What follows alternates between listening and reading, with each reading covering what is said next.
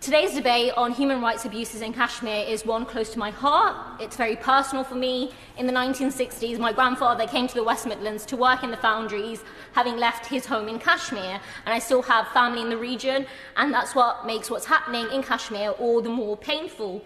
It's now more than 2 years since the BJP Modi government unilaterally revoked Articles 370 and 35A of the Constitution, robbing Indian-occupied Kashmir of autonomy reflective of its status as an occupied territory, violating UN Resolution 17 and initiating a brutal lockdown.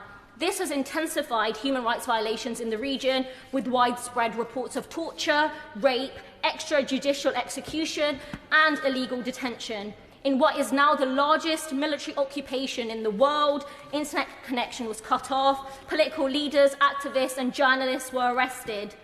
In 2020, following their reports of widespread state abuses, human rights organisation Amnesty International faced reprisals from the Modi government and was forced to halt its operations in the region.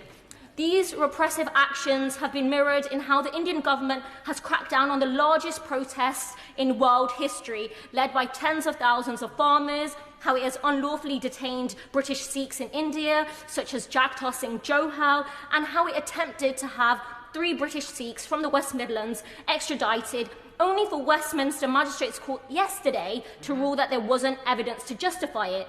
I send my solidarity to the families of these men who have faced months of agonising uncertainty and fear, and to the Sikh community in Coventry and across the UK. Mr. Deputy Speaker, human rights abuses in Kashmir are not simply some issue of foreign policy of which Britain can wash its hands of responsibility, nor are they a bilateral issue for India and Pakistan to resolve. This House has a special responsibility for the plight of the Kashmiri people. In 1947, as the colonial power, the British government oversaw partition of the Indian subcontinent and rejected calls for Kashmiri independence.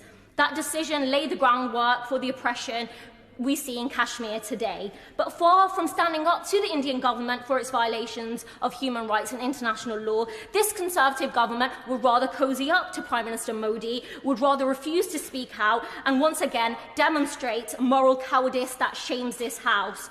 Mr. Deputy Speaker, Britain has a special responsibility to the Kashmiri people, and it's long past time that we spoke up for their inalienable rights and pursued diplomatic channels to secure UN Resolution 47, securing their right to self-determination.